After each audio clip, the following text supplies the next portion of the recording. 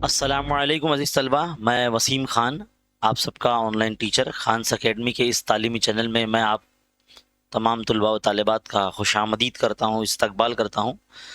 10वीं क्लास के जो है साइंस हिस्सा अव्वल का हम पहले शश्मा इम्तिहान का एक सैम्पल पेपर जो है गुज़िश्ता साल का हम हल करने जा रहे हैं इस वीडियो के अंदर। तो मेरी आपसे रिक्वेस्ट है, अगर आप अपने इम्तिहान की तैयारी बखूबी अंदाज़ में करना चाहते हैं और बहुत बेहतरीन अंदाज में करना चाहते हैं और थोड़ा सा अपना मुहासिबा भी करना चाहते हैं कि आपकी तैयारी कितनी हुई है ना, तो साइंस हिस्सा अव्वल की बेहतरीन प्रिपरेशन के लिए इस वीडियो को शुरू से आखिर तक लगातार आप देखिए, ताकि आपको भी मुहासिबा हो जाए, ताकि आपकी कमज़ोरियाँ क्या है ना। तो बग़ैर वक्त ज़ाय किए जो है हम शुरू करने जा रहे हैं। ये रहा पर्चा आपके सामने, गुज़िश्ता साल का ये हमारी स्कूल का पर्चा है। जैसे कि आपको पता ही है कि सवाल नंबर जो 1 होता है वो कसीर मुतबादिल सवाल होता है, जिसके अंदर 4 ऑप्शन दिए जाते हैं, है ना। तो 10वीं क्लास का साइंस हिस्सा अव्वल का पर्चे का हल हम शुरू करने जा रहे हैं। पहला सवाल है कि जैसे जैसे हम सतह ज़मीन से ऊपर जाते हैं तो जी की कीमत में क्या होता है? ए बढ़ती है, बी सिफर हो जाती है ना, सी तब्दील नहीं होती, या डी कम होती जाती है।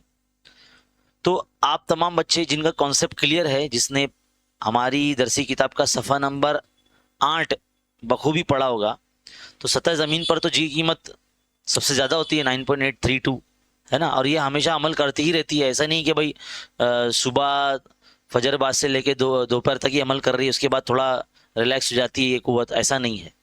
ये हर सेकंड, हर वक्त, हर लम्हा, हर शय पर, दुनिया की हर शय पर जो है अमल करती रहती है। हाँ, थोड़ा सा ज़मीन के अलग अलग मकामात पर थोड़ा सा अलग अलग इसका जो है रुझान है, लेकिन सतह ज़मीन पर सबसे ज़्यादा होती है।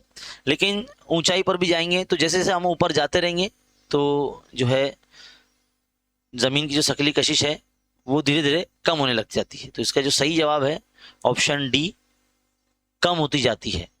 अगला सवाल है,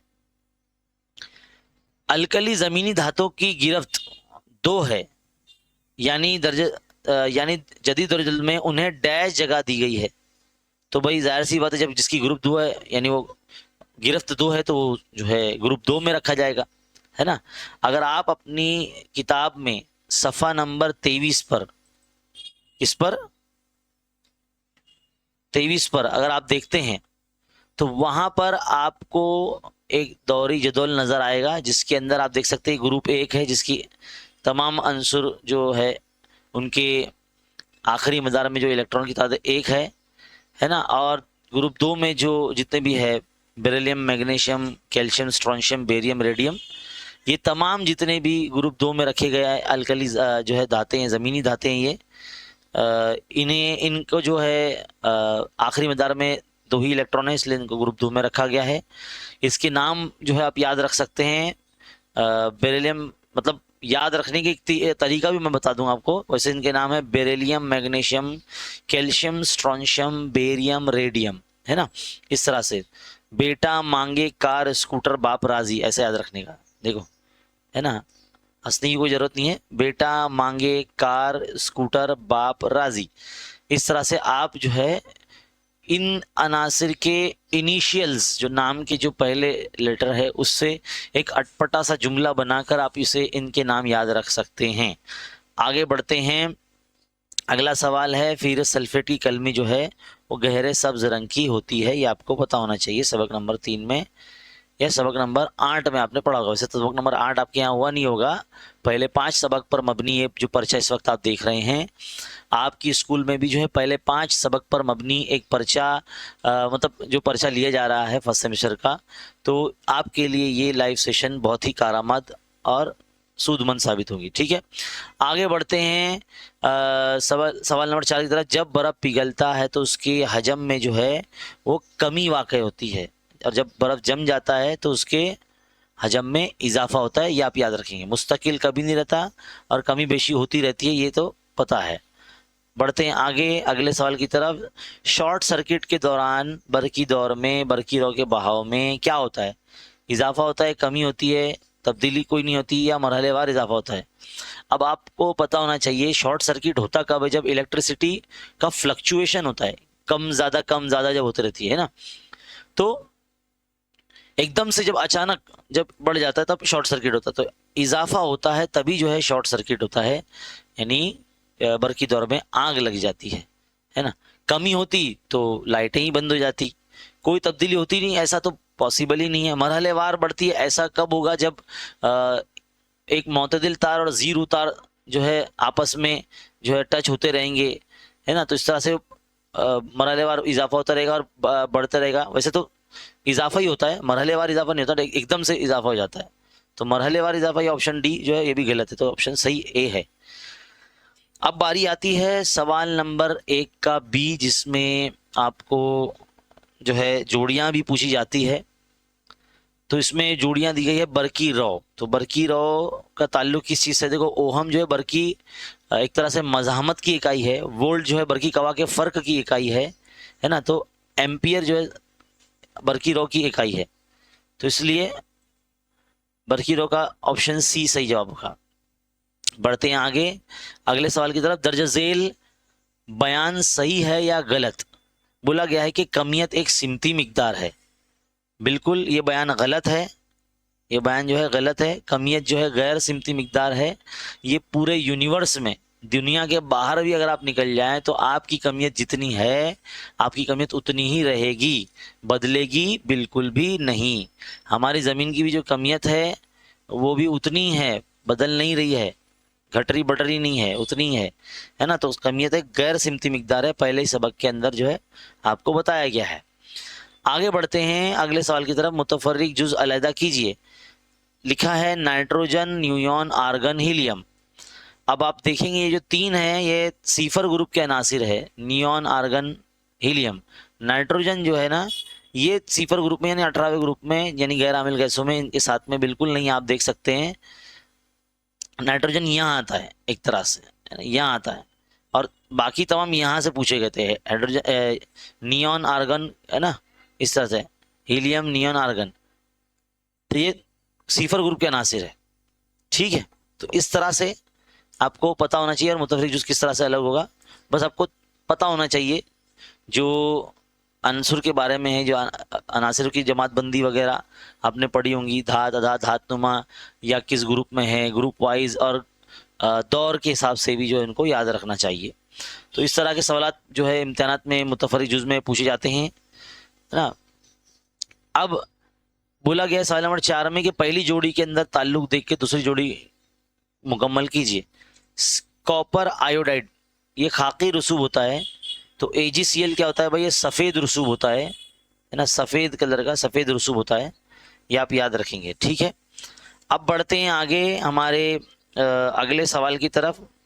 जो पर्चा आप इस वक्त स्क्रीन पर देख रहे हैं वो पर्चा हमारे हाथ में भी मौजूद है, और हम आपको जो है सही जवाब बताते हुए एक तरह से आप भी अपना मुहासिबा कर लें कि भाई जवाब क्या है, कैसा है ना।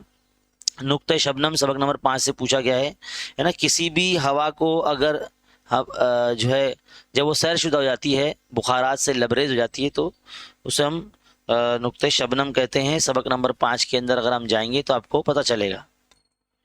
तो अजीज तलबा, इस वक्त आप सबक नंबर 5 में आप देख सकते हैं बड़े गाढ़े घट अल्फाज में पेज नंबर 66 के ऊपर एक लाइन लिखी हुई है कि एक मखसूस दर्जे हरारत की गैर सैरशुदा जो हवा होती है उसका दर्जा अगर कम करते हैं, तो जिस दर्जे हरारत पर हवा में आबी बुखारात से वो जब वो लबरेज हो जाती है या सैरशुदा हो जाती है, तो हम उसे नुक्ते शबनम कहते हैं। ये बहुत इम्पोर्टेंट जो है पैराग्राफ है, ये जो लाइन है, आगे की जो 2 लाइन है जिसमें मतलब रतूबत के बारे में बताया गया है, उसकी इकाई बताई गई है ना।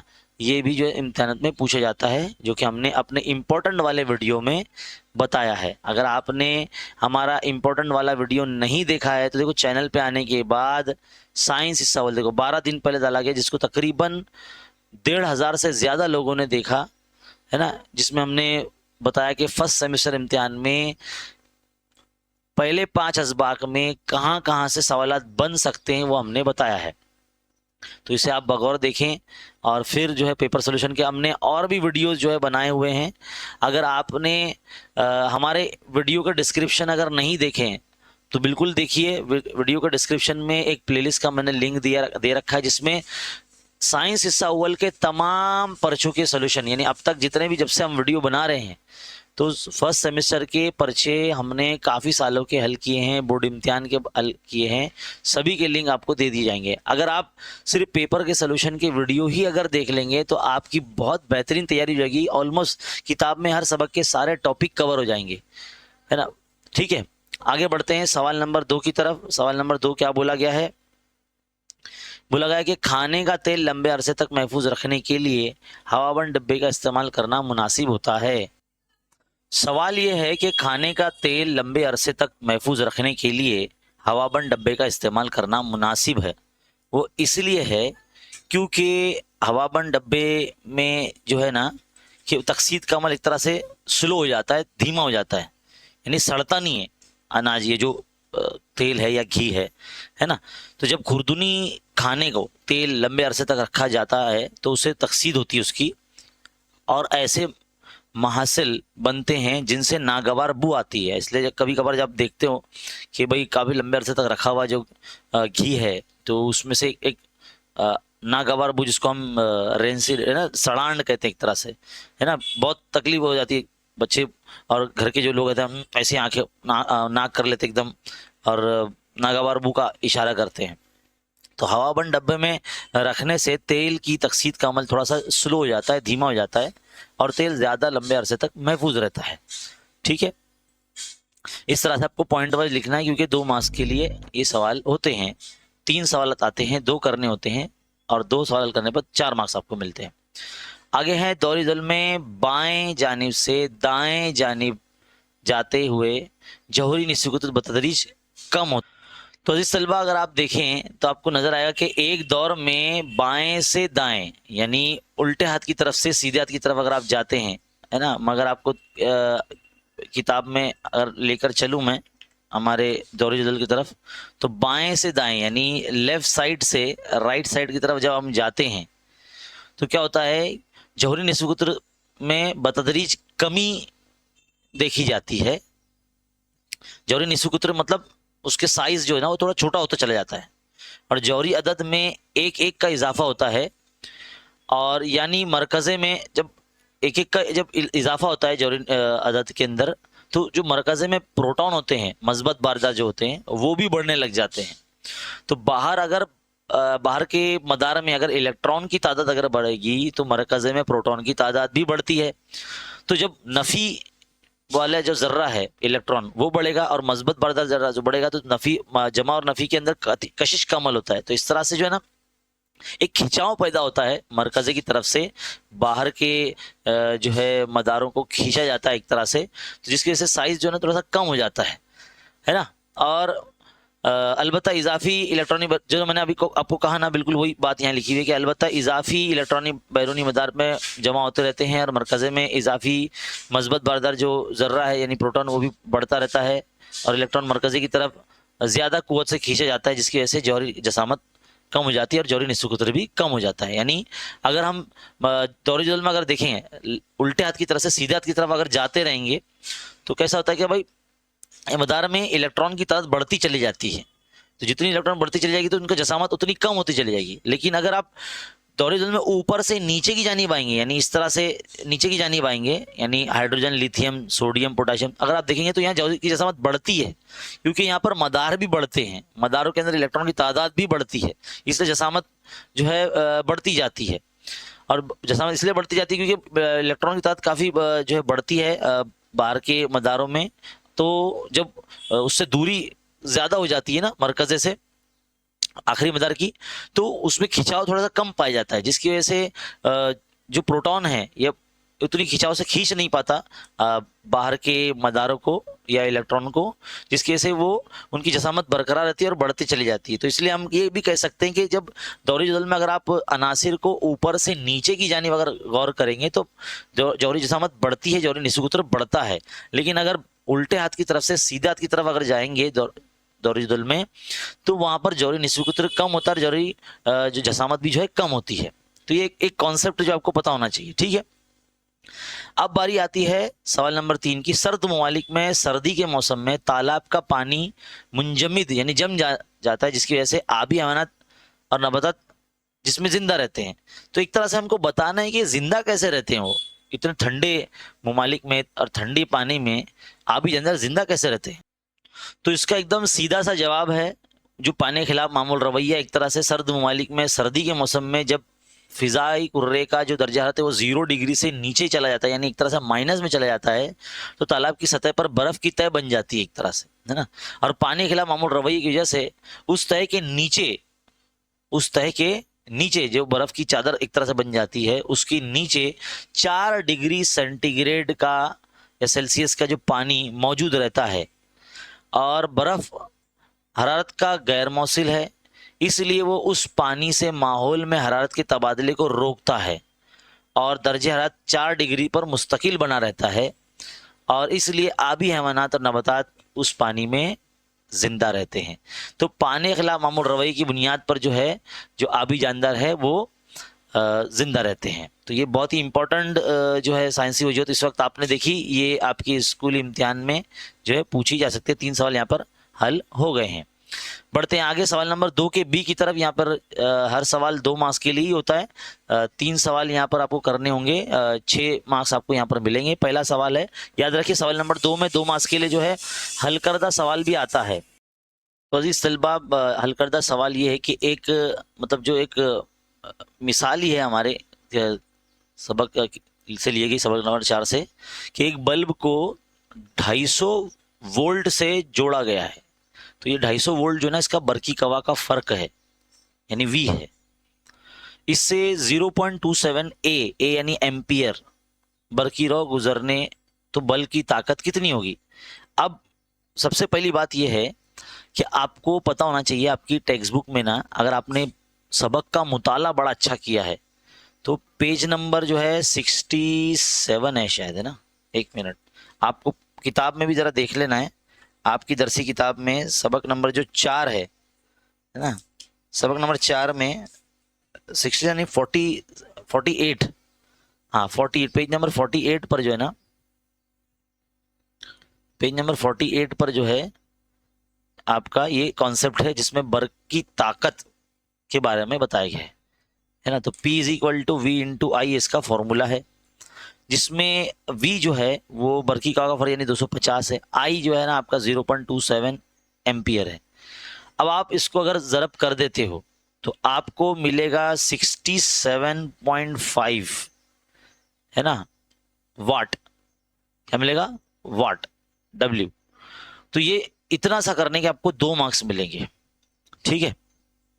तो इस तरह के सवाल इम्तिहान में बनते हैं, बहुत ही इंपॉर्टेंट है, मुझे उम्मीद है कि आप ध्यान रखेंगे। अगला सवाल बहुत ही इजी, आप देख के ही जो है खुश हो जाएंगे कि झेल के कीमियाई तामुलात में हरारत गिर और हरारत ज़ा तामुल की शनाख्त कीजिए। यानी कौन सा तामुल यहाँ पर हरारत गिर है और हरारत ज़ा है। अभी हरारत गिर और हरारत ज़ा क्या होता है ये आपको पता होना चाहिए। वो कीमियाई अमल जिसमें हरारत जज्ब होती है तो हरारत गिर होता है, और जिस तामुल में हरारत खारिज होती है यानी हासिल अशिया के सेक्शन में अगर हरारत दिखाई दे रही है तो वो हरारत ज़ा तामुल होगा। तो पहला आप फौरन देखते बराबर लेंगे, सर ये तो हरारत ज़ा तामुल है। क्या ये हरारत ज़ा तामुल है।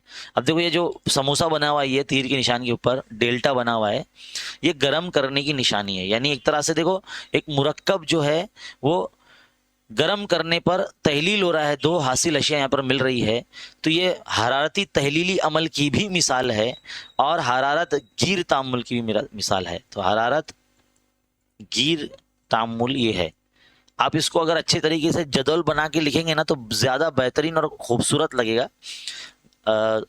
हम जिस तरह से लिख रहे हैं वैसे नहीं लिखना है आपको, मैं तो पेपर सॉल्व करवा रहा हूँ, समझा रहा हूँ मैं एक एक टॉपिक आपको, ठीक है।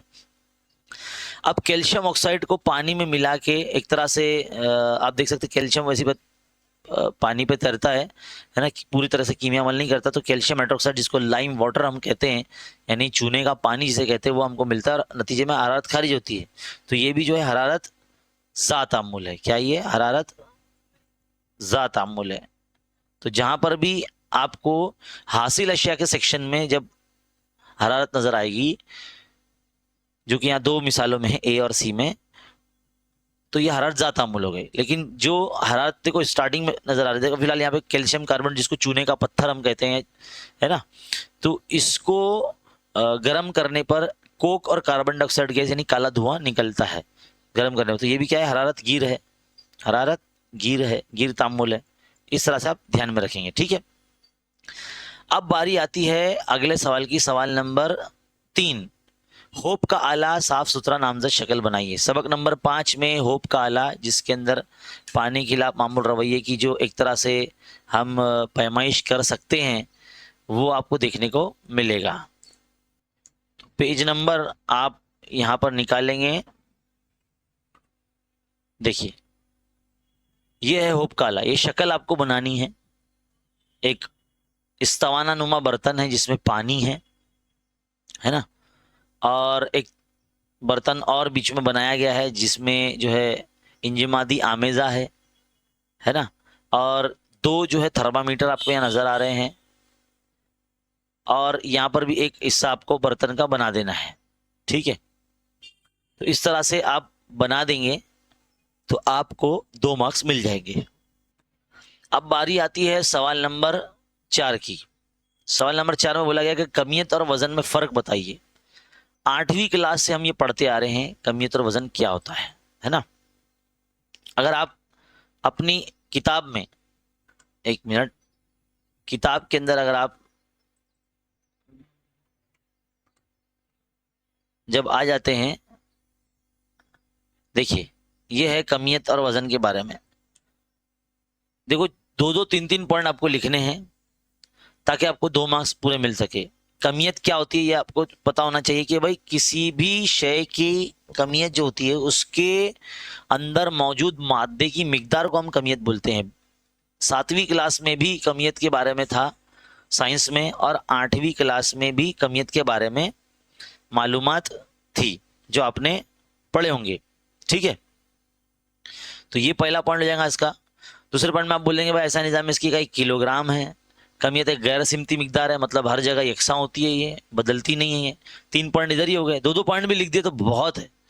वजन क्या होता है भाई, किसी भी जिस्म में, मतलब किसी जिस्म को जो ज़मीन है जिस कुव्वत से कशिश करती है उसी को वजन कहते हैं, है ना। अब वजन को W से जाहिर किया जाता है। अब 2 पॉइंट अपने को लिखना है तो कुछ भी लिख सकता हूँ, है ना। तो इस तरह से आप बताएंगे कि वजन की इकाई न्यूटन है ना। वजन ये भी एक कुव्वत होने की वजह से ऐसा निज़ाम में इसकी इकाई न्यूटन है ना।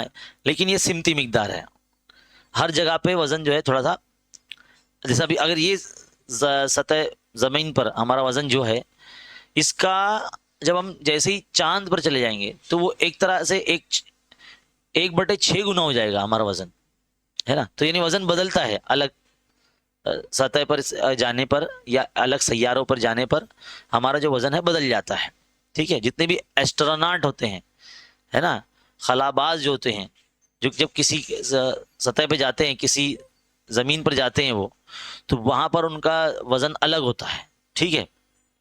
वैसे तो खला में वज़न का एहसास होता नहीं है ना। तो इतने आपको पॉइंट लिखना है, ठीक है। तो हो गया। अब बारी आती सवाल नंबर 3 की। याद रखिए सवाल नंबर 3 एक ऐसा सवाल है जो आपको पास करा सकता है, जिसमें हर सवाल 3 मार्क्स का होता है, और 3-3 मार्क्स का सवाल आपको 5 करने होते हैं, तो 3×5 = 15। अब 40 मार्क्स का पर्चा है, 14 इसका पासिंग है, और सवाल नंबर 3 आपको हल करने में 15 मार्क्स मिल रहे हैं। तो अगर कोई 3 मार्क्स के सवाल की तैयारी अगर आप बड़े अच्छे तरीके से करके जाते हैं तो आपको 15 मार्क्स मिलेंगे, आप साइंस में पास हो जाएंगे। वैसे साइंस 1 में फेल होना निहायत ही मुश्किल है, पास होना ज़्यादा आसान है। अगर आपकी कॉन्सेप्ट क्लियर है, अगर आपने सबक बड़े बगौर अंदाज में आपने पढ़ा है, ध्यान से पढ़ा है, जैसे हम उर्दू, हिंदी, मराठी, इंग्लिश पढ़ते हैं, वैसे ही आपको साइंस भी लफ्ज़ ब लफ्ज़ आपको लाइन टू लाइन पढ़ना है। हमारे बच्चे क्या कर रहे हैं कि सबक के पीछे के जो मश्की सवालात है उसके सवाल जवाब डाइजेस्ट में से या किसी अलग और किताबचे से आप वो याद कर लेते हैं और इम्तिहान में जाते हैं बिना पेपर हल किए। और फिर जाके बोलते हैं कि भाई हमने जो पढ़ा वो तो आया ही नहीं। तो बेटे आपने जो पढ़ने का जो आपका तरीका है, जैसा होना चाहिए वैसा है नहीं। यानी आपको क्या करना चाहिए, सबक पढ़ना चाहिए और इम्तिहान गाह में जाने से पहले एक सैंपल पेपर, जैसे हम हल कर रहे हैं इस वक्त, ऐसे ही एक सैंपल पेपर आपको हल करना चाहिए। जिससे क्या होगा कि आपको मुहासिबा हो जाएगा कि आपका कौन सा कॉन्सेप्ट क्लियर है या कौन सा टॉपिक आपका क्लियर नहीं है, ताकि आप उसको पढ़ सको, है ना। इंसान को पता कब चलता है कि भाई उसको चीजें आ गई। जैसे कि मिसाल के तौर पर एक तैराक है, गोताखोर जिसको हम लोग बोलते हैं, जो नदियों में डुबकी लगाता है, उसको कब पता चलता है कि उसको तैरना आ गया? जब वो नदी में जम करता है, गोता लगाता है, तब उसको पता चलता है कि भाई उसको तैरना आता है या नहीं आता है। इस तरह से इम्तिहान गाह में जाने से पहले एक सैंपल पेपर आपको सॉल्व करना है, तो आपको पता चलेगा कि वो सवाल या पर्चा हम हल कर पाएंगे या नहीं हल कर पाएंगे। ठीक है, देखिए तो पहला सवाल है, 3 मार्क्स के लिए पूछा है कि केपलर के 3 कवानीन लिखिए। हर बच्चे का सबसे फेवरेट जो है टॉपिक है, सबसे फेवरेट सवाल है। अगर आप अपनी दरसी किताब में आ जाएंगे तो यहां पर हमने जहां पढ़ा है, दूसरा ही पेज है, देखो पेज नंबर 3। यहाँ पर केपलर का जो पहला कानून यही कहता है कि भाई सैयारे का जो मदार जो है, यानी जिस मदार में सूरज के अतराफ वो गर्दिश करता है सैयारा, वो बैजवी मदार में गर्दिश करता है।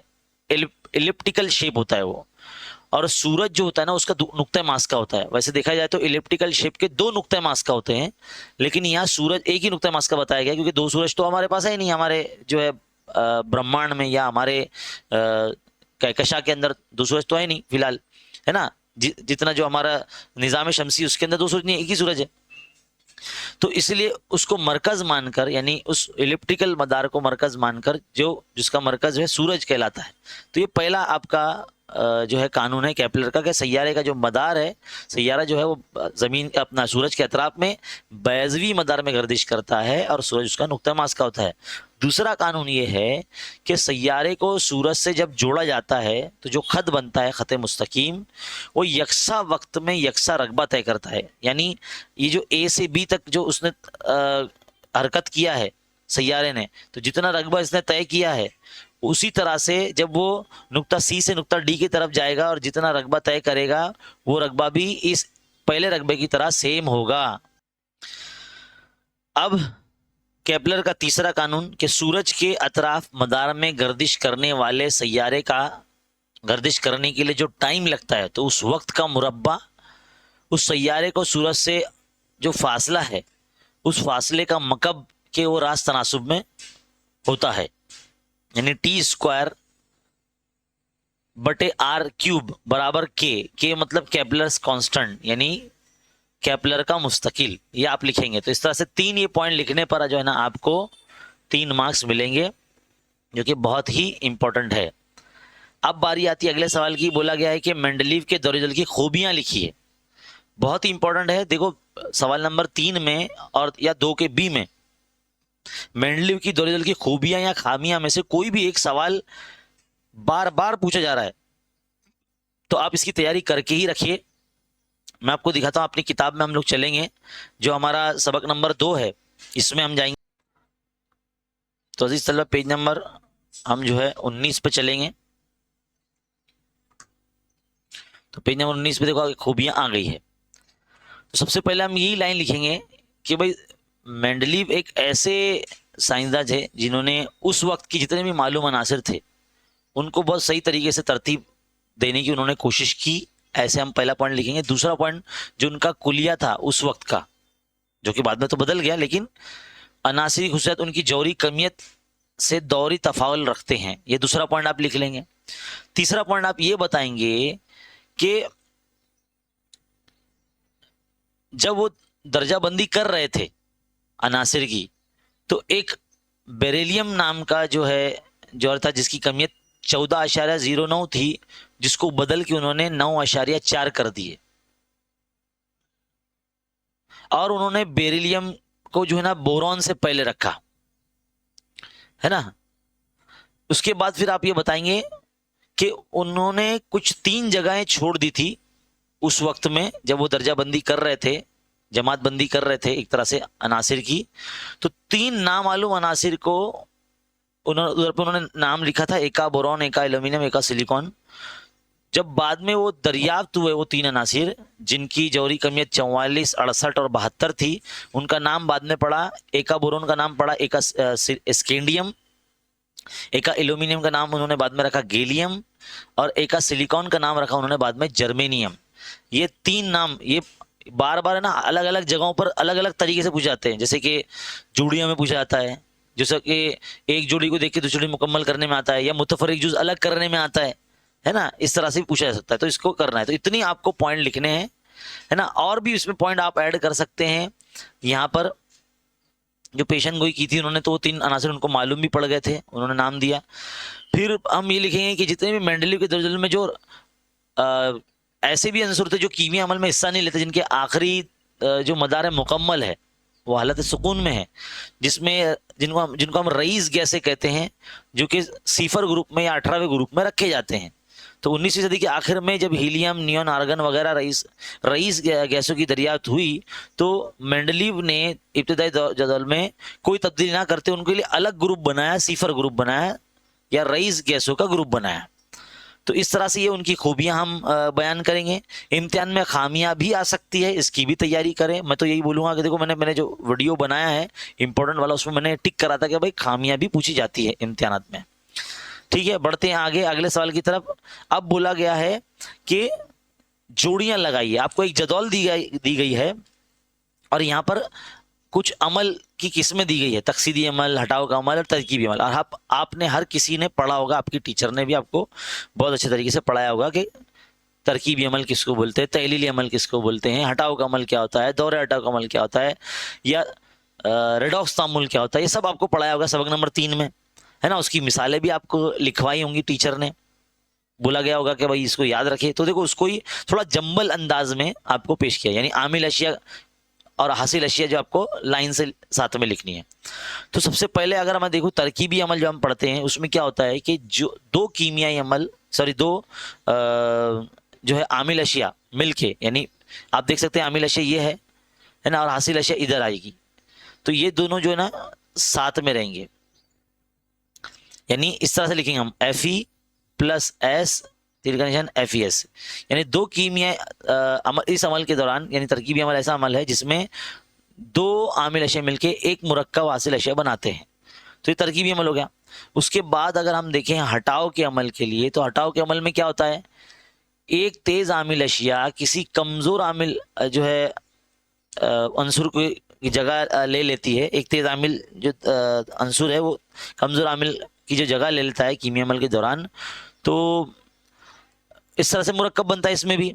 तो आप देखेंगे अगर कीमिया अमल में कॉपर सल्फेट और जिंक सल्फेट आपस में कीमिया अमल कर रहे हैं, तो कॉपर थोड़ा सा जो है कम रिएक्टिव, ज़्यादा नहीं है जिंक जस्त के बनिस्बत, तो इसलिए जस्त उसकी जगह ले लेता है, यानी जिंक सल्फेट बन जाएगा और कॉपर अलग हो जाएगा और ये हटाव का अमल हो जाएगा। इस तरह से इन दोनों को आप साथ में लिखेंगे, सामने सामने लिखेंगे, है ना। ऐसा लिखेंगे जैसे मैंने लिखा ना तरकीबी अमल, ऐसे आप लिखेंगे। तो पहले ये कॉलम में, फिर ये कॉलम में, ऐसे आप सही तरीके से लिखेंगे इसको। फिर बारी आती है तकसीदी अमल की, तो जो हिस्सा बचा है वो आपको लिख लेना है। तकसीदी अमल में क्या होता है कि भाई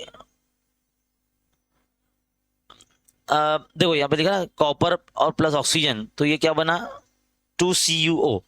तो जो हिस्सा बचा है समझ लो वो आपका तकसीदी जो है अमल की मिसाल है। ठीक है, तो इस तरह से आपको जदौल मुकम्मल करेंगे, जुड़िया लगाएंगे तो आपको 3 मार्क्स मिलेंगे। अब बारी आती है हमारे अगले सवाल की। अगला सवाल हमको बोला गया है कि सोलिनॉइड से क्या मुराद है ना, शक्ल से वजाहत कीजिए। अगर आप अपनी दरसी किताब के पेज नंबर 54 पे जाएंगे तो आपको ये मालूमात देखने को मिलेगी कि सोलिनॉइड किसे कहते हैं। चलिए भाई हम आपको लेके चलते हैं 54 पर। ये रहा 54। जो तार होता है, हाजिज गिलाफ वाले तांबे का जो तार है, उसको स्प्रिंग की तरह मुसलसल गोल गोल गोल गोल यानी हलकों में अगर मोड़ा जाए तो जो शक्ल बनेगी वो सोलिनॉइड कहलाएगी। तो सोलिनॉइड से क्या होता है, जब बरकी रौ गुजारी जाती है तो वो मकनातीसी खतूत एक तरह से उसके पैदा होते हैं, यानी उसकी जो क्या कहेंगे हम लोग, जो मकनातीसी मैदान होता है ना, तो उसकी कुव्वत के खतूत होते हैं, यानी उसकी जो लिमिटेशन होती है। अगर मैं आपको समझाऊं, मान लो एक आपका एक मकनातीस यहाँ पे रखा हुआ है, ये मकनातीस है, मकनातीस की शक्ल ऐसी होती है ना, ये एन और ये एस, तो इसके अतराफ में ये इसका मकनातीसी मैदान होता है। तो यहाँ से यहाँ तक जो है ना, इसका कुव्वत के खतूत होते हैं। यहाँ पर क्या होते हैं, ये इसकी कुव्वत के खतूत होते हैं, है ना, क्योंकि ये सलाखनुमा मकनातीस है, इसके लिए इस तरह से होगा। लेकिन ये जो तार है, इनको बाकायदा मोड़ दिया गया है। तो मोड़ देने से क्या होता है, इसका जो एक तरह से मकनातीसी मैदान है वो भी मुड़ जाने लग जाता है। देखो इस तरह से, देखो मुड़ रहा है, यहाँ पर ऐसे ऐसे मुड़ रहा है, इधर से मुड़ रहा है, और इसका जो बीच का जो खला वाला हिस्सा है ना, खाली हिस्सा, ये एक सलाखनुमा मकनातीस की तरह काम करने लग जाता है। तो ये याद रखिए आप, कभी कभार इम्तिहान में पूछता है कि सलाखनुमा मकनातीस सोलेनॉइड के में ताल्लुक वाज़ेह कीजिए, तो आपको जो है पता होना चाहिए, ये लाइन आपको पता होना चाहिए। देखो इधर लिख रहा ना, हाईलाइट कर रहा हूं मैं जिसको, सोलिनॉइड से तैयार होने वाले मकनातीसी मैदान की तमाम खुसूसियात बिल्कुल वैसी ही है जैसे सलाखनुमा मकनातीस की होती है ना। और सोलिनॉइड का जो एक सिरा होता है वो मकनातीस का शुमाली कुतुब को जाहिर करता है और दूसरा सिरा जनूबी कुतुब को जाहिर करता है। और यही मकनातीसी मैदान की शिद्दत सोलिनॉइड के अंदर खोखले हिस्से में हर जगह यकसा होती है, यानी सोलिनॉइड का मकनातीसी मैदान यकसा होता है सलाखनुमा मकनातीस से। ये आपको जो है मालूमात वहां पे लिखनी है और पूरी वजाहत भी करनी है और फोटो भी बनाना है, शक्ल भी बनानी है, जो शक्ल इस वक्त देख रहे हैं आप, है ना, सोलिनॉइड एन और एस, और इसको बरकी खाने से जोड़ दिया गया, एक प्लग और कुंजी है। ये जो डॉट दिख रहा है ना, ये ऐसा ऐसा डॉट बने हुआ है, ये कुंजी है, ऐसी लगाई जाती है। और ये जो है प्लस माइनस जो बताया गया, एक तरह से बरकी खाना है, यानी पावर सप्लाई। अब बारी आती है सवाल नंबर 5 की, हरारत मख्फी से क्या मुराद है। पिघलाव की हरारत मख्फी और भाप की हरारत मख्फी क्या होती है, आप देखिए। अब सबक नंबर 5 में चलें तो अजीज तलबा, हम आपको सबक नंबर 5 में पेज नंबर 63 पर हम आपको लेके चल रहे हैं, ठीक है। यह है पेज नंबर 63 जिसमें आपको हरारत मख्फी क्या होती है जो है हम बताएंगे। पहले तो देखो ये जो ग्राफ बना हुआ है यहाँ पर, इसके एग्जैक्टली बाजू में यहाँ लिखा है कि ठोस की माए में तब्दील के वक्त मुस्तकिल दर्जे हरारत, जो हरारत जज्ब की जाती है उसे हरारत मख्फी, पिघलाव की हरारत मख्फी कहते हैं। अब पिघलाव की मखसूस हरारत मख्फी क्या होती है कि मुस्तकिल दर्जे हरारत पर अगर कोई इकाई कमियत का कोई ठोस हिस्सा है या बर्फ है, अब उसको अगर हरारत दे रहे हैं पिघलाने के लिए या माए में तब्दील करने के लिए या पानी में तब्दील करने के लिए, तो जितनी हरारत वो जज्ब कर रहा है वो हरारत उसकी पिघलाव की हरारत मख्फी कहलाती है, ठीक है। और इसी तरह से हरारत मख्फी की भाप की हरारत मख्फी भी होती है, जो कि बड़े गाढ़े घट अल्फाज में यहाँ लिखा हुआ है कि मुस्तकिल दर्जा हरारत पर अगर इकाई कमियत का कोई पानी है या कोई माए है जिसे और गर्म करके गैस की हालत में तब्दील करना होता है, तो जितनी हरारत उसको दी जाती है और जितनी हरारत वो जज्ब करके गैस में तब्दील होता है, तो वो दी गई हरारत जो होती है वो भाप की मखसूस हरारत मख्फी, यानी specific latent heat of vaporisation हम उसे कहते हैं। तो ये बहुत इंपॉर्टेंट चीज़ है जिसमें 3 चीज़ें आपने लिखी, एक तो हरारत मख्फी, फिर पिघलाव की हरारत मख्फी और भाप की हरारत मख्फी। ये तारीफ आपको लिखनी थी जो कि बहुत इंपॉर्टेंट है, सवाल बनता ही है। अब बारी आती है सवाल नंबर 6 की। क्या बोला गया है भाई सवाल नंबर 6 में? सवाल नंबर 6 में बोला गया है कि उमूदन फेंकी गई एक शय 500 मीटर बुलंदी तक पहुंचती है और उसकी इब्तिदाई रफ्तार कितनी होगी। जाहिर है कि इब्तिदाई रफ्तार तो उसकी 0 होगी, है ना। जैसे 0 तो नहीं होगी, मतलब आखिरी रफ्तार जो है उसकी 0 हो जाएगी जब आके रुक जाएगा वो, है ना। इब्तिदाई रफ्तार तो हमको मालूम करनी पड़ेगी। उस शय को ऊपर जाकर वापस नीचे आने के लिए दरकार वक्त, यानी ऊपर जाने के लिए कितना सेकंड ले रहा है वो, और फिर नीचे गिरने के लिए भी कितना सेकंड ले रहा है। टोटल 2 टाइम आपको मालूम करने हैं, ठीक है। तो यहाँ पर आपको जो है ना इस तरह के सवालात के लिए हरकत की जो मसावातें हैं वो आपको पता होनी चाहिए। अगर आपको हरकत की मसावातें पता है तो आप हल कर सकते हैं। तो देखो इसमें जी बोला गया जिसको शक्ली हमको दिया गया है कि 10 मीटर पर सेकंड स्क्वायर है और जो ऊंचाई है वो 500 मीटर की जो ऊंचाई है ना, 500 मीटर की जो ऊंचाई है वहां से वो शय को गिराया जा रहा है, या मतलब फेंका जा रहा है जमीन से, है ना। तो उसकी इब्तदाई जो रफ्तार जिसको हम यू कहते हैं वो हमको मालूम करनी है, और आखिरी जो रफ्तार है इसकी वो एक तरह से आके तो रुक जाएगा, तो वो तो जीरो ही रहेगा, है ना। अब देखेंगे आप हरकत की जो मसावत थी v square is equal to u square plus 2as, है ना, तीसरी मसावत, इसमें v और u भी है और a भी है, बस a की जगह पर हम क्या लगा इस्तेमाल करेंगे, g का इस्तेमाल करेंगे, क्योंकि वो शकली असरा a यानी g ही कहलाता है। तो a क्या है आपका यू स्क्वायर है, यू स्क्वायर यानी इब्तिदाई रफ्तार है, वो u आपको मालूम करना है, और 2 इंटू जी जो है आपका, आप माइनस में दिखाएंगे, पहले क्यों माइनस में दिखाएंगे, क्योंकि जमीन के खिलाफ में यानी ऊपर की जानिब वो जा रहा है, एक तरह से रॉकेट की तरह फेंका जा रहा है, भले रॉकेट जैसा नहीं फेंका जा रहा लेकिन रॉकेट की तरह। और ये एस जो है ना आपका, ये हटाव है, हटाव यानी जितने कुवत से फेंका गया तो जमीन से ऊपर की तरफ जा रहा है वो, तो एक तरह से हटाव पैदा हो रहा है। तो हटाव यानी उसकी हाइट है जहां तक वो जाएगा, जितनी कुवत लगाई गई है उस जिस्म को फेंकने के लिए, है ना। तो यहाँ पर अगर आप देखेंगे ये हो जाएगा यू स्क्वायर माइनस 2gh हो जाएगा ये, यानी ये यू स्क्वायर बराबर 2gh हो जाएगा। 2gh को अगर यहाँ भेज देंगे तो ये प्लस में हो जाएगा। अगर इसमें हम कीमत रखते तो 2 ज़रब जी कीमत कितनी है 10 है, और 5 कितना है जी कितना है एच कितना है, यानी जो हटाव है 500 मीटर की ऊंचाई पर जाता है ना। तो इनको आपस में अगर ज़रब करते हैं तो कितना हो जाएगा, ये हो जाएगा 1000 हो जाएगा ना, तो ये 10,000 हो जाएगा। तो इस तरह उसको कैसा लिख सकते हैं, 500 1000 और ये 100, यानी ये हो जाएगा 10,000, कितना हो जाएगा 10,000 हो जाएगा। लेकिन मैं इसको ऐसा लिख सकता हूँ क्योंकि इसको मुझे इसका जो है एक तरह से मुझे जज़र मुरब्बा निकालना है 10,000 का, तो 10,000 को मैं ऐसा लिख सकता हूँ ना, जज़र के अंदर 100 ज़रब 100 है कि नहीं, 100 ज़रब 100 तो 100 बन के बाहर आ जाएगा। तो 100 मीटर पर सेकेंड जो है ना इसका आपको कीमत यानी इसकी इब्तिदाई रफ्तार आपको मिल जाएगी, यानी 100 मीटर की रफ्तार से इसको फेंका गया था ऊपर की जानिब। अब हमको क्या मालूम करना है, टोटल टाइम मालूम करना है कि नहीं। टोटल टाइम कैसे मालूम करेंगे, तो उसके लिए वही हरकत की पहले साथ u प्लस at। तो यहाँ पर जो इब्तिदाई रफ्तार थी वो हम यहाँ पर वैसे ही रखेंगे, a की g रख देंगे, और t जो है अपने को कितना वही तो सेकंड मालूम करना है, और v जो है हमारा कितना है वो हमारा आया है आखिरी रफ्तार तो हमको मालूम नहीं है ना, इब्तिदाई रफ्तार हमको मालूम है। एक काम करते u इधर रखते gt इधर कर देते, तो u कितना आपका अपना है 100 आया है ना, g कितना अपना वो है 10 है, t अपने को मालूम करना है, तो 10 100 के बटे में अगर 10 को भेज देंगे तो कितना आएगा, t आ जाएगा 10 सेकेंड, है ना। 10 एक 10 10 10 दाई 100, तो t 1 सेकेंड यानी ये जाने का है 10 सेकेंड। तो दोनों जो टाइम अगर मसावी अगर लगते हैं तो पहला टाइम 10 सेकेंड और दूसरा टाइम जो है वो भी अगर 10 सेकेंड रहा तो टोटल टाइम रहेगा यानी t1 प्लस t2 ये आपका हो जाएगा 10 जमा 10 20 सेकेंड हो जाएगा। कितना हो जाएगा 20 सेकेंड।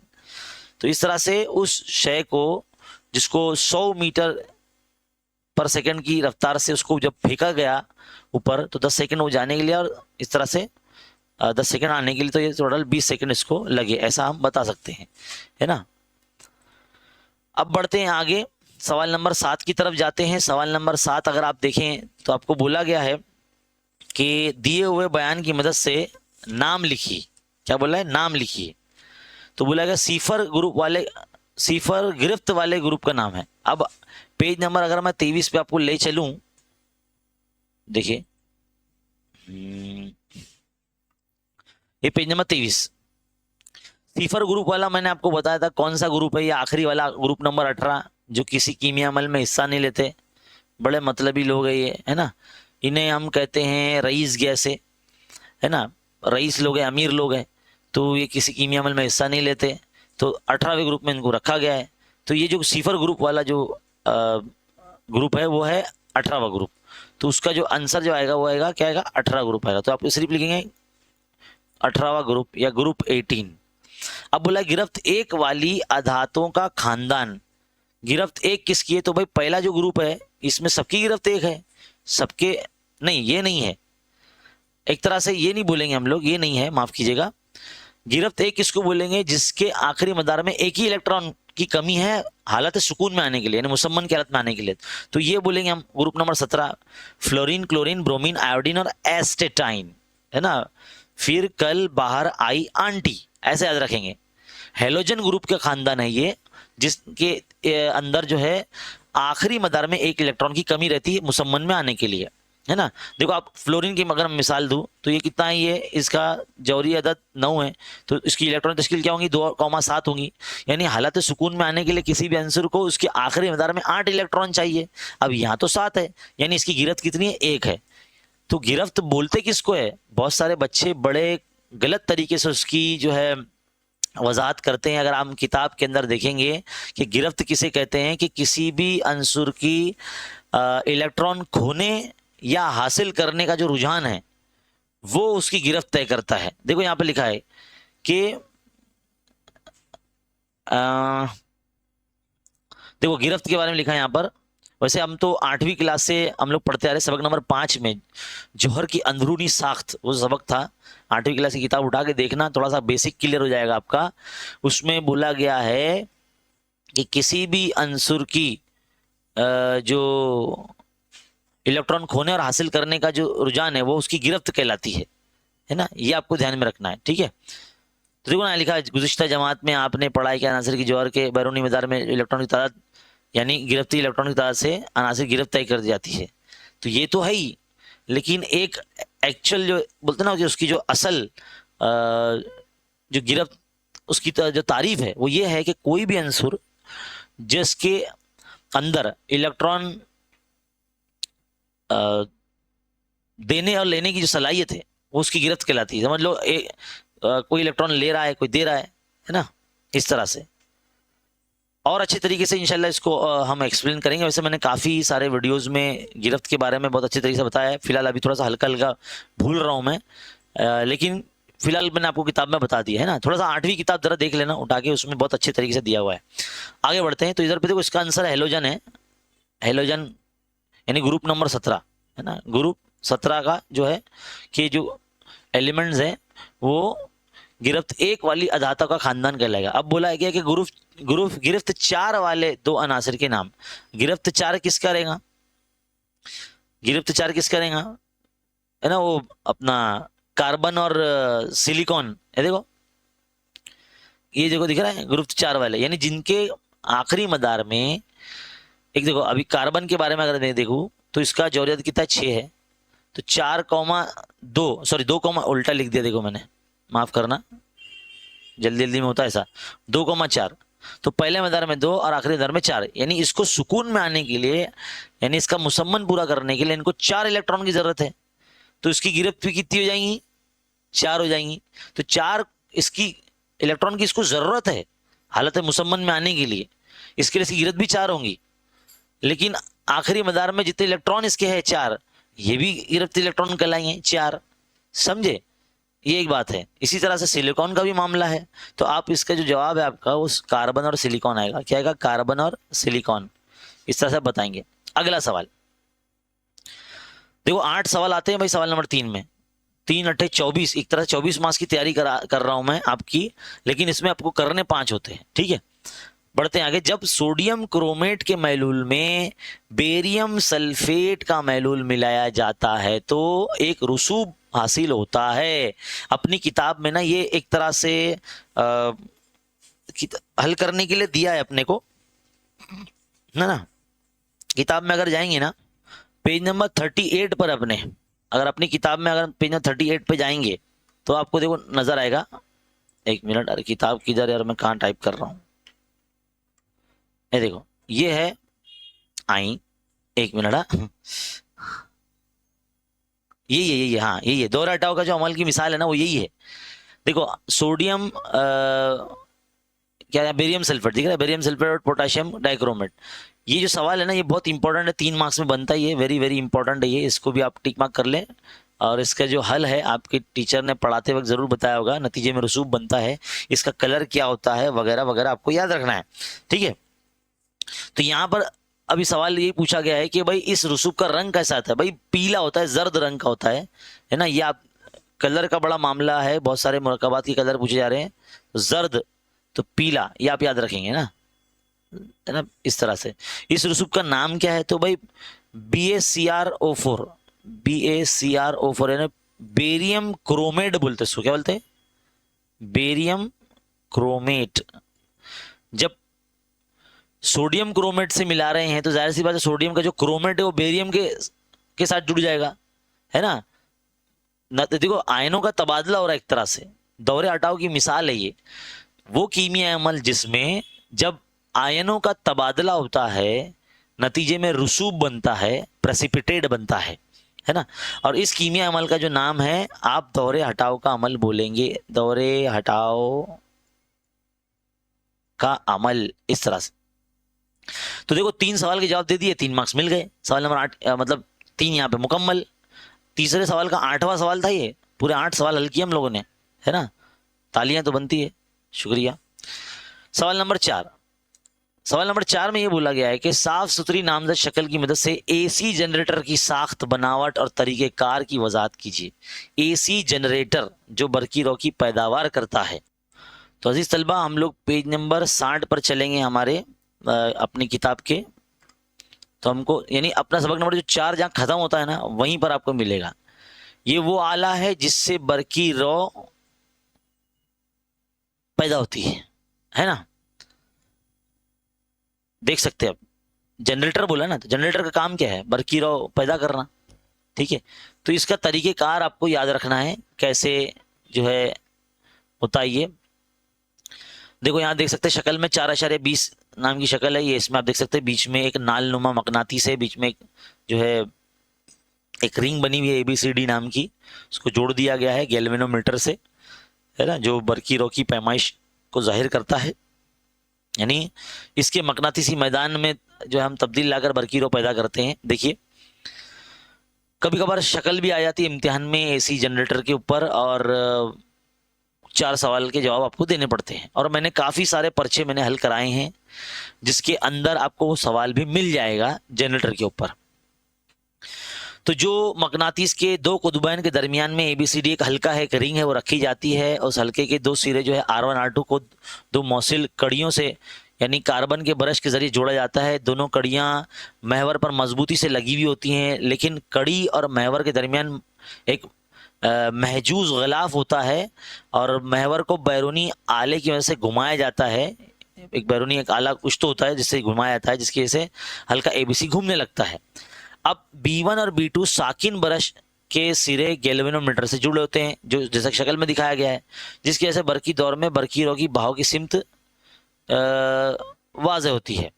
अब जब महवर घूमता है ये, यानी AB ऊपर की तरफ आता है, DC नीचे की तरफ जाता है, यानी हल्का घूमता है, घड़ी की सिमत में घूमता है, तो फ्लेमिंग के दाएं हाथ के कानून के मुताबिक, फ्लेमिंग के मतलब सीधे हाथ के कानून के मुताबिक ABCD इन शाखों पर बरकी अमाला पैदा होता है। क्या पैदा होता है? बरकी अमाला, यानी A से B की तरफ, C से D की तरफ, ऐसे सिमत में, इस तरह से A से B, C से D, इस तरह बरकी रॉ बहने लगती है, यानी अमाला बरकी रॉ बहती है, याद रखेंगे।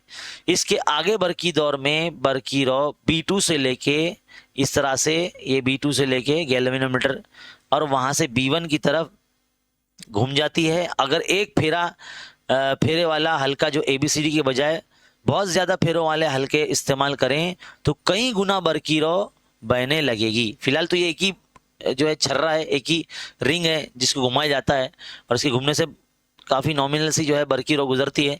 लेकिन अगर ऐसे बहुत सारे जो है छर्रे ऐसे लगाए जाएं या ऐसे हल्के लगाए जाए तो वो जितना तेज़ी से घूमेगा उतने ज़्यादा बरकी रॉ पैदा होगा, ठीक है। तो इस तरह से आपको पूरा तरीक़ेकार इसका लिखना है, बहुत ही आसान होता है ना। 2 से 4 मरतबा अगर आप पढ़ेंगे तो आप इजीली लिख पाएंगे। कोशिश कीजिए उसको बगैर देखे लिखने की कोशिश कीजिए। तो पूरी शक्ल भी आपको बनानी है, एक ऐसी बनी है शक्ल भी आपको बना के पूरा लिखना है आपको यहाँ तक, ठीक है। अब बढ़ते हैं आगे सवाल नंबर 4 का दूसरा। याद रखिए सवाल नंबर 4 में 5 मार्क्स का सवाल होता है, 2 सवाल आते हैं, कोई एक करना होता है। तो एक सवाल आप अभी देख रहे हैं, आप यहाँ पर आखिरी सवाल है, वो हमारे इस लाइव सेशन का भी आखिरी सवाल है। लाइव तो नहीं है फिलहाल, ये रिकॉर्डेड वीडियो है ना, आपको बाद में लाइव मिल जाएगा। क्या बोला गया कि गर्म और सर्द शय के दरमियान हरारत के तबादले के दौरान सर्द शय का दर्जा हरारत बढ़ता है जाता है और गर्म शय का दर्जा हरारत कम होता जाता है। ये अमल तब तक जारी रहता है जब तक कि दोनों अशिया का दर्जा हरारत यकसा ना हो जाए। इस अमल में गर्म शय हरारत खारिज करती है और सर्द शय हरारत जज्ब करती है, लेकिन ये अमल उसी वक्त हो सकता है जब दोनों अशिया एक ही निज़ाम में हो, यानी इकट्ठा हो। अगर इनको अलहदा कर दिया जाए तो ना हरारत जज्ब होगी ना हरारत खारिज होगी। इस अमल में हमें झेल का उसूल समझ में आता है कि गर्म शय की खारिज करदा हरारत बराबर सर्द शय की जज्ब करदा हरारत। इसे हरारत की तब्दीली का कानून यानी हरारत मुबद्दिल का कुलिया कहते हैं।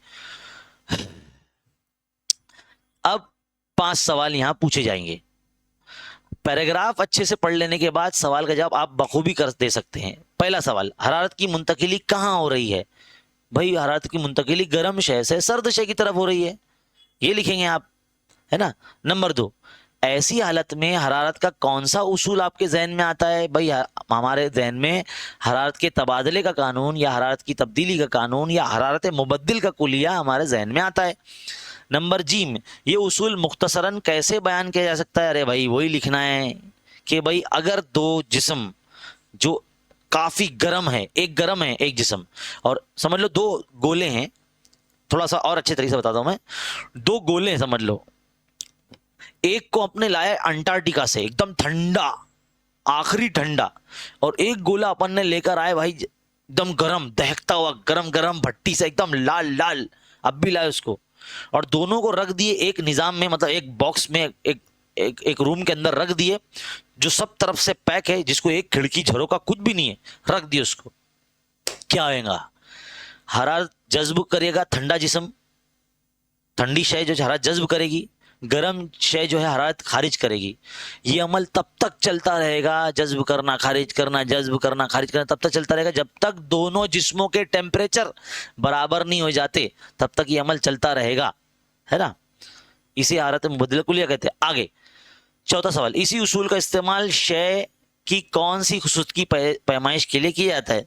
तो भाई इस उसूल का जो इस्तेमाल है वो हरारत खुसूसी की इस्तिताअत पता करने के लिए किया जाता है। याद है आपकी किताब में एक शक्ल है जिसके अंदर वो 3 छर्रे बने हुए हैं, एक लोहे का, एक तांबे का और एक जो है कौन सा है, तांबा, लोहा और कौन सा है, 1 मिनट किताब में देख लेते हैं। तो देखिए अजीज सलबा, ये है वो शक्ल, शीशा है, वो शीशा मेरे जहन में नहीं आ रहा था, लोहा, तांबा और शीशा। अब ये भी फोटो एग्जाम में आती है 3 मार्क्स के लिए, इसको देख के जो है ना जवाब देने पड़ते हैं कि भाई एक मोम की प्लेट है और तीनों जो है जो जिस्म है, लोहा, तांबा और शीशा, ये गरम गरम है, कौन सबसे ज्यादा धसेगा? जाहिर जो ज्यादा देर तक गर्म रहेगा, है ना, जिसकी हालत इस तरह सबसे ज्यादा होगी वो ज्यादा धसेगा, जिसकी कम होगी वो कम धसेगा, है ना। तो इस तरह से आपको याद रखना है। और नंबर आखिरी सवाल है 5वां, ये अमल कब तक जारी रहता है? भाई ये अमल तब तक जारी रहता है जब तक दोनों जिस्मों के दर्जे हरारत बराबर नहीं हो जाते, है ना। तो यहाँ पर ये सवाल मुकम्मल हो जाता है और यहाँ पर हमारा ये जो पर्चा है ये भी मुकम्मल हो जाता है। और मुझे उम्मीद है कि ये जो पर्चे का जो हल आपने देखा, आपको इसको देखने से बहुत फ़ायदा हुआ होगा, जिसमें आपका बहुत जो है इयादा बड़ा अच्छा हुआ होगा। और हमारा काम है सिर्फ रिवीजन करना। बहुत से बच्चे जो है ना कमेंट करके बोलते हैं सर यही वाला पर्चा आने वाला है क्या? ऐसा नहीं है, ये अपन प्रैक्टिस कर रहे बेटा, ये अपन हल कर रहे हैं, रिवीजन कर रहे हैं, एक तरह से सैंपल पेपर है, प्रैक्टिस कर रहे हैं। ऐसा समझना ये बेवकूफ़ी होगी कि यही पर्चा आएगा। हाँ देखो, कभी कभार क्या होता है, कुछ सवालात हो सकता है कि जो हमारे लाइव सेशन में से, हमारे वीडियो में से इम्तिहान में आ जाए, वो इत्तेफाकन होता है ना, इस तरह से आना। कहने की बात यह है कि इम्तिहान से पहले इम्तिहान की तैयारी होना निहायत ही ज़रूरी है। तो आप देख रहे थे मैं ये वीडियो, मैं हूं वसीम खान, और आप सब का बहुत बहुत शुक्रिया ये वीडियो को यहाँ तक देखने के लिए। मिलते हैं अगले वीडियो में, तब तक के लिए देखते रहिए, सीखते रहिए और बने रहे खान सा अकेडमी के साथ। बहुत बहुत शुक्रिया, मिलते हैं अगले वीडियो में। अल्लाह हाफिज़।